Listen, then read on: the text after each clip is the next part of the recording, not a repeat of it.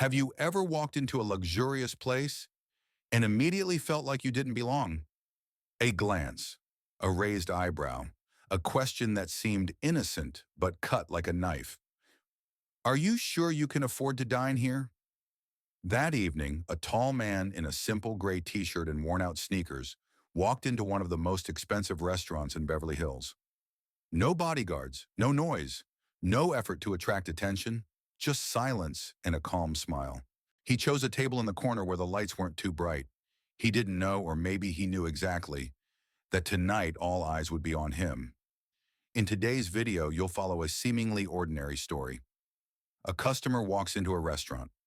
A server behaves disrespectfully. And a truth is revealed, one that leaves everyone in the room silent.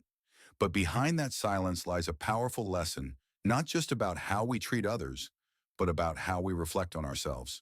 We'll explore 1. Why people so easily judge based on appearances. 2. Why composure is more powerful than anger. 3. And how one small act can transform an entire community. Have you ever seen someone looked down upon just because they weren't dressed right? Have you ever stayed silent even when you knew it was wrong, simply because you didn't want to get involved? If your answer is yes, then tonight's story is meant for you. Let's go back to that evening in Beverly Hills and listen to what an entire restaurant would never forget. That night, the air in Beverly Hills was slightly chilly, the kind of weather that makes people long for a cozy space, yet still clings to the city's signature glamour. Lights from designer boutiques reflected on the glossy stone pavements, and somewhere the soft hum of luxury car engines could be heard. On that street, the tall man appeared, not flashy, not proud. He wore a gray t-shirt, comfortable sweatpants, and sneakers worn down at the heels. If not for his towering height and calm stride, he would have blended in with the crowd. He walked into La Lumiere, a place not made for the ordinary. There, diners donned silk dresses, tailored suits, diamond-studded watches. They didn't just come to eat, they came to be seen, to be recognized. And then, like a soft ripple, a strange silence spread from the front door. A few wine glasses froze midair. A few glances exchanged, curious yet judgmental. No one said a word, but the doubt was louder than anything spoken. Who is this man? Did he come to the wrong place? Why would someone dress like that and walk in here? Appearances are deceptive and always have been. The truth is, we all, whether we admit it or not, wear our own lenses to see the world. A person in a worn-out t-shirt must be unsuccessful, a girl without makeup unprofessional, an old man eating alone lonely. Judgments form in the first few seconds, and often they're entirely wrong. In 2010, a study from Princeton University showed that our brains take only 1/10 of a second to form a first impression of a stranger. In the blink of an eye, we've already silently judged someone without knowing anything about them. And because of that, a man like him, quiet, simple, unpretentious, easily becomes an eyesore in a place that values appearances. A quiet power walked in that night. But what made his presence remarkable wasn't the simplicity of his clothes. It was the way he walked, in calm, unhurried, as if he had nothing to prove to anyone. He didn't seek attention, yet everyone's eyes stopped on him. There is a kind of silent strength. It doesn't shout. It doesn't need a spotlight. It simply exists. If you've ever felt not good enough to enter a certain space, if you've ever worried about others' stares because you weren't dressed well enough, remember that man. Because true confidence doesn't come from what you wear, but from how you walk in with the fullness of who you are. And also remember, you can never truly know who's sitting in front of you just by the first look. He picked a modest table at the back of the room. Before he could sit, a waitress approached her, face clearly showing judgment. And then, her first words made the already quiet space even quieter. "Are you sure you can afford to dine here?" That's when the real story began. The waitress's name was Elena. Brown hair tied back with a pearl clip, perfectly pressed uniform, and eyes that scanned customers as if measuring their worth. To Elena, working at La Lumiere wasn't just about serving food, it was a performance. She believed she was preserving the restaurant's elegant spirit, a part of its identity. And like any gatekeeper, Elena never had to say it out loud, but she always carried an unspoken rule in her heart. Those who don't fit don't deserve to walk through these doors. To the unspoken rule keepers of elegance. You've probably met other Elena S. in your life. They're not the owners, not the managers, but act as if they decide who belongs and who doesn't. They could be the boutique salesperson who made you feel like you were begging, the hotel staff who spoke to you impatiently just because you weren't wearing a suit, or the glance that scanned you from head to toe, ending in a forced smile.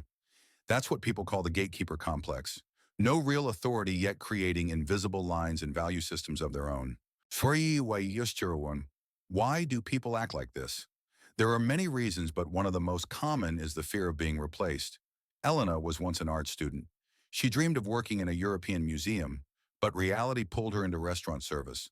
Every day she served people who wore what she once dreamed of having, and instead of admiring them, she built a wall of pride. When you don't feel powerful, you tend to cling to symbols of power like a silk scarf, the reservation list, or a judgmental stare. People like Elena don't truly hate you. They're just afraid of feeling small if you and your unfitting appearance shine in a place they believe is only for the chosen. But judgment always speaks loudest about the one who judges. Elena didn't know who the man in front of her was. She didn't know he had signed multi-million-dollar deals, built schools for rural children, or inspired millions. But more importantly, she didn't need to know. Because respect should never depend on someone's resume. We shouldn't wait for someone to become famous to treat them with decency. A small reflection for all of us. The question isn't, are you being disrespectful to someone? It's, are you only polite to people you think are worthy? Because true kindness is treating someone well, even when they can offer you nothing in return. The man didn't react. No anger, no annoyance. Just a gentle smile politely asking for a table. And when Elena, the gatekeeper, led him to the worst table, he kept his same composed demeanor. Some diners started to notice, and they began to fall silent. Because sometimes silence is the first step toward change. The table was near the kitchen where the lighting was too dim for elegance, and the clattering sounds from the kitchen echoed clearly. Elena placed the menu on the table with just enough pressure to say she didn't want to serve this guest. But he, still wearing that soft smile, nodded in thanks and opened the menu as if nothing had happened. No protest, no discomfort, no accusatory looks. And it was within that quiet that the entire room began to pay attention. Staying calm is not weakness, it's control. There's a strange thing in today's society. We often confuse silence with weakness. If someone doesn't push back, doesn't argue, we assume they have no voice. But in reality, the opposite is true. Remaining calm in the face of injustice is the clearest sign of inner strength. It doesn't mean you didn't notice. It means you chose to react differently from your instincts. Real-life example. Keanu Reeves on the subway. You may have heard of Keanu Reeves, the famous actor known for his modest lifestyle, once seen riding the subway, giving up his seat quietly without fanfare. No bodyguards, no pretense. When asked about his calm demeanor, Keanu once said, "I try to stay quiet because I've learned that not everything needs a reaction." And the man in that restaurant, he chose the same approach. Not because he didn't notice what was happening, but because he knew not everything needs a reply. The room starts to notice. A few guests started whispering. A young woman glanced at Elena, then back at him with a trace of discomfort in her eyes. An elderly couple nodded slightly as if they had just witnessed something deeper than red wine and crystal chandeliers. Silence has a sound of its own. It's the sound that makes kind people feel restless and makes petty people uneasy. A gentle lesson in response. You know, sometimes in life you will be misunderstood, misjudged, and looked down upon. Your first instinct might be to speak up, to demand justice immediately. But in some moments, the greatest strength lies in doing nothing at all. Staying calm is not surrender. It's showing others they can't touch your inner value with a few careless words. He continued browsing the menu and calmly ordered the most expensive dish as if he were ordering a glass of water. Elena scoffed, half laughed loudly enough for the neighboring tables to hear. But this time no one laughed with her. No more approving looks. No more quiet contempt. Only silence. But a silence that was about to shift. Because when someone is calm enough to face pettiness, the world around them begins to change, even if just a little. And then, The manager came out. When the manager arrived, hurried but courteous, the entire restaurant seemed to hold its breath. He walked straight to the table where the tall man sat, nodded slightly and spoke with a warm, respectful voice. "It's such an honor to have you here, sir. We had no idea you were coming tonight." The atmosphere broke free from its layer of social politeness. Guests who had paused mid-sip now quietly lowered their glasses.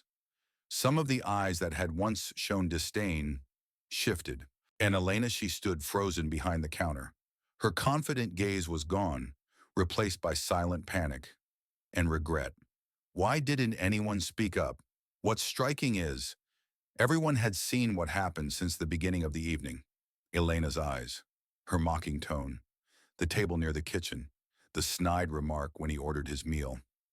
Everyone noticed, but no one spoke. And this isn't just the story of a restaurant. It's a mirror reflecting how society behaves in the face of wrongdoing. The bystander effect, Tim explained. Simply in psychology, this is known as the bystander effect. The more people who witness an incident, the less likely each individual is to take action. Not because they don't care, but because everyone assumes someone else will say something. They tell themselves, "I'm just an outsider. Maybe the other person has a reason. I don't want to cause trouble." And so injustice quietly continues, wrapped in a polite silence. Real-life parallel, the subway incident. In 2021 in Philadelphia, a woman was assaulted on a train. More than 10 people witnessed it, no one intervened. Some even took out their phones to record. The police later described the situation with three chilling words: a shared silence. And that same silence lived in La Lumiere that night, though softer, more elegant in form, but no less disheartening. What we allow, we accept.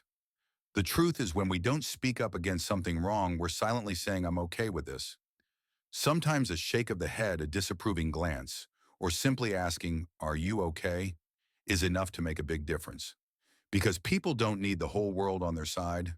Just one person, one look, one small act to feel they're not alone. A quiet shift begins, and in that restaurant, change didn't begin with the manager. It began with the shifting eyes of the diners, with the young woman glancing uncertainly at her friend, with the elderly couple's slight shake of the head, with the contemplative look of an older woman near the corner of the room.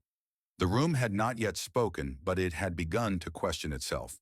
At that moment, everyone was thinking something they didn't dare say aloud. If that man wasn't famous, would we have stood up for him?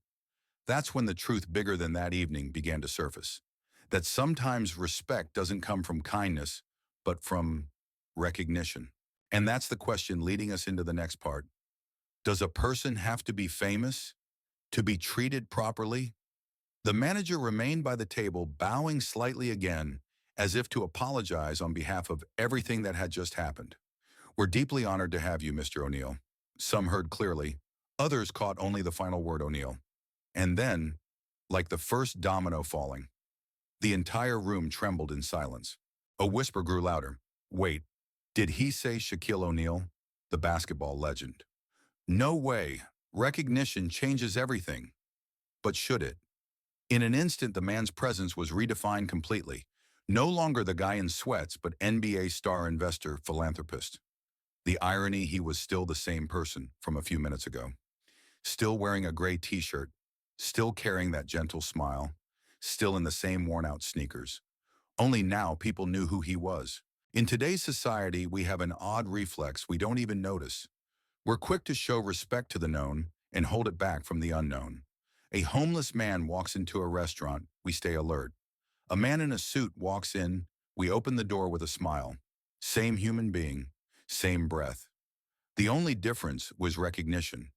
And the question we must ask is, are we respecting the person or the title that comes with them? This story was once told by Oprah Winfrey herself. During a visit to Switzerland, she walked into a luxury handbag boutique asking to see a very expensive bag. The saleswoman, unaware of who Oprah was, refused and said, "No, that one's too expensive for you."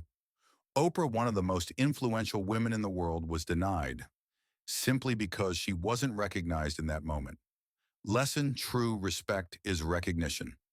Free true respect doesn't start after we learn someone is famous. It comes from understanding that every human, regardless of who they are or where they come from, deserves to be heard and treated with kindness. If our respect only begins after we know who they are, then perhaps our kindness is just a conditional reflex. The power of being seen. As the manager stood there sincerely as the guests began looking at the man with admiration, as Elena realized she had misjudged someone, that restaurant and everyone inside it began learning a powerful lesson that every person carries a story, and what they need isn't admiration, but to be seen for who they truly are. But perhaps the most beautiful part of that moment didn't come from Elena's embarrassment or the diner's admiration. It came from his reaction, because instead of teaching everyone a painful lesson, he chose to teach them with calm and kindness. And that's when the real transformation began. The man now known by everyone as Shaquille O'Neal held all the power to demand justice. He could have asked for Elena to be fired on the spot. He could have criticized her publicly, making her apologize in front of dozens of guests. He could have shared the story on social media, and millions would have backed him. But he didn't. He simply gently placed his napkin on the table, looked directly at Elena, not angry, not sarcastic, and asked, "Do you think this is how all guests should be treated?" The power of a calm question. No shouting, no scolding, just a question asked at the right time, in the right way, and with a voice no louder than usual. In that calmness, Elena truly felt the weight of what she had done. Because shame may scare someone, but kindness brings remorse. Real-life example, Michelle Obama's philosophy. Michelle Obama once shared how she handled cruel criticism during her time as First Lady. She chose to go high when they go low, to maintain dignity even in the lowest moments. Once, when mocked by a politician for her appearance, she didn't retaliate harshly. Instead, in a speech, she said, "Our greatness comes from showing grace, not revenge. Because when you retaliate, you extinguish the flame. But when you give someone the chance to reflect, you can light up the whole room." Teaching instead of tearing down, Shaq knew he could hurt Elena easily, but instead he chose to teach, not tear down. By asking a question, by prompting reflection, he not only preserved his own dignity, but also returned dignity to the other person if she had the courage to accept it. And sometimes that's the only way a lesson is truly remembered. Revenge is easy. Anger is easier. But to hold on to compassion in the face of disrespect, that is true strength. Because you don't need to shout to be heard. Sometimes the thing that moves people is the softest, calmest reaction. When Shaq finished his meal, no one saw him as just a celebrity anymore. They saw him as a man of rare character, someone who didn't choose to be a victim, but chose to lead. Elena, standing by the counter, hands trembling, eyes red. She knew that if he had yelled at her, she might have moved on quickly. But because he didn't, she couldn't forget. And now it wasn't just Elena who was rethinking. The entire room was asking themselves, how would I have acted if I were her? In the minutes following Shaq's gentle words, the restaurant nearly stopped. No more clinking of cutlery against plates, no more laughter from the VIP table by the window. Even the whispers from earlier had faded into stillness. That air wasn't awkwardness. It was awareness, a feeling spreading like a quiet wave. Not loud, not dramatic, but unmistakable and impossible to ignore. When one voice awakens many, the young woman sitting near the kitchen whispered to her friend, "He wasn't angry, but I feel ashamed." A middle-aged man at the center table looked at his wife and gently shook his head. An elderly lady near the window quietly set down her teacup, eyes contemplative. Everyone seemed to be reflecting, not because they were forced to, but because the kindness of a stranger had made them unable to stay silent. Moral discomfort is a mirror. In social psychology, this phenomenon is called moral discomfort.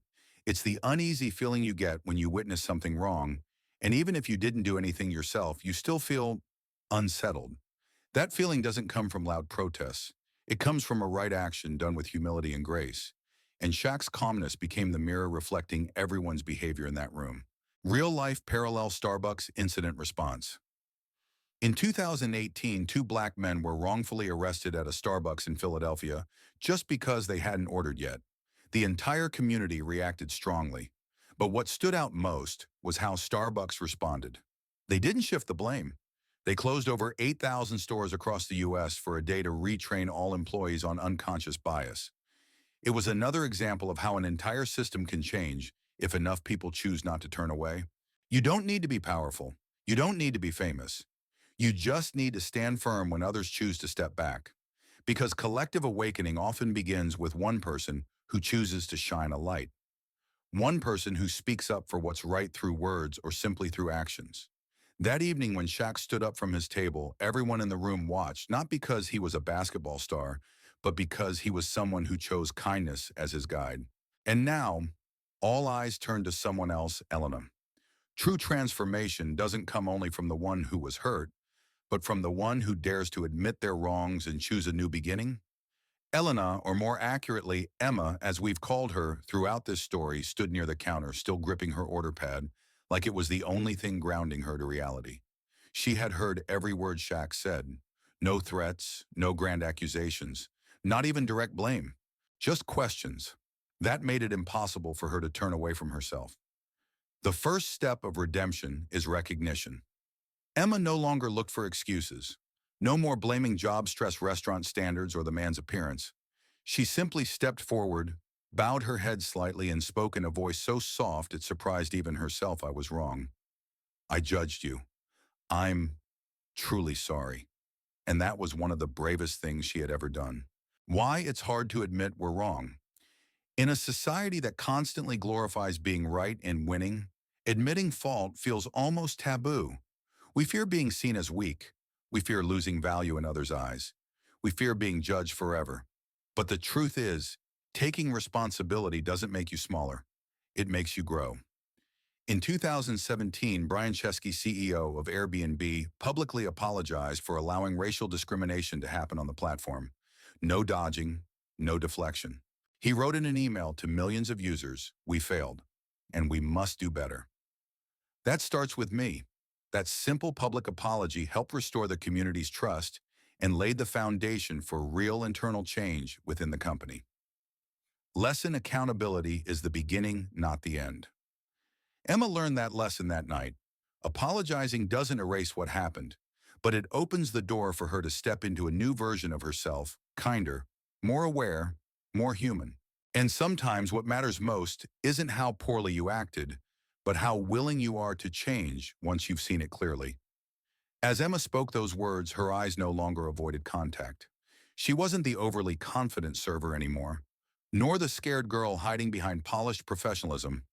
She was simply a person taking her first step toward making things right. Shaq nodded, neither too quickly nor too slowly, and then the manager stepped in. At that moment, everyone knew something deeper was starting, not punishment, but rebirth. After the last guest left the restaurant, the chandelier lights were dimmed to a warm, soft tone, leaving behind a cozy and quiet space. The napkins had been neatly folded. The shining cutlery lay still on the tables. The entire staff of La Lumiere, from the kitchen to the waitstaff, gathered silently in a circle in the center of the dining room. At the center stood not the manager, not the owner, but Shaq, tall, unassuming, and as calm as he had been all evening. Leadership without raising your voice. Shaq didn't say much. He simply looked around as if he wanted every person to truly feel his presence, not because of his fame, but because of his sense of responsibility. Then he began in a deep and slow voice. We all make mistakes. What matters is what we learn from them. No one dared interrupt, not out of fear, but out of respect, because they knew this wasn't a lecture. It was a gift. Why real leaders don't lead with ego. True leaders aren't the ones who walk into a room and silence it with authority. They're the ones who inspire others to want to listen. Shaq wasn't there to scold or intimidate. He spoke about the times he'd been misunderstood, about the ways he'd once reacted to disrespect, sometimes, well, sometimes poorly. And then he said, this restaurant is more than food.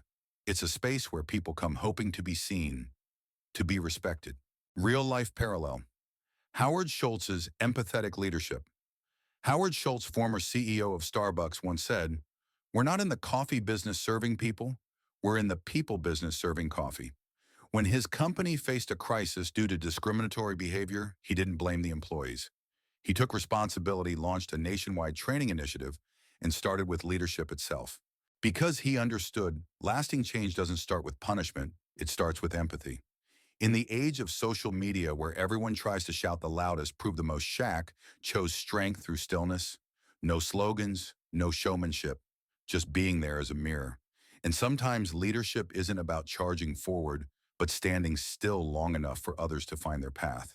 When the conversation ended, Shaq stepped back needing no final word. The entire team from dishwasher to shift leader stood still, as if trying to hold on to something precious. Emma quietly wiped away a tear.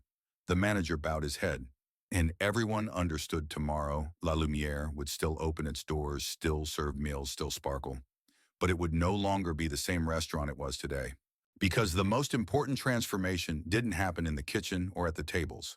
It happened in the hearts of the people who made that place what it was. As Shaq stepped out of La Lumiere that night, the soft streetlights cast a gentle glow on his face. Not the face of a sports icon, but of a man who had just planted a seed. No farewells, no cameras. Only a few late spring breezes brushing against his shirt. And something very quiet but very real had just changed. Preniduri Yiram. Shuri culture doesn't shift in a day, but it can begin in a moment. Cultural change doesn't come from loud slogans or flashy declarations. It starts in a single moment when someone chooses to do the right thing, even when no one asks them to. That night, Shaq didn't rescue anyone. He didn't demand justice for himself. He simply chose to be kind when he had every reason to do the opposite.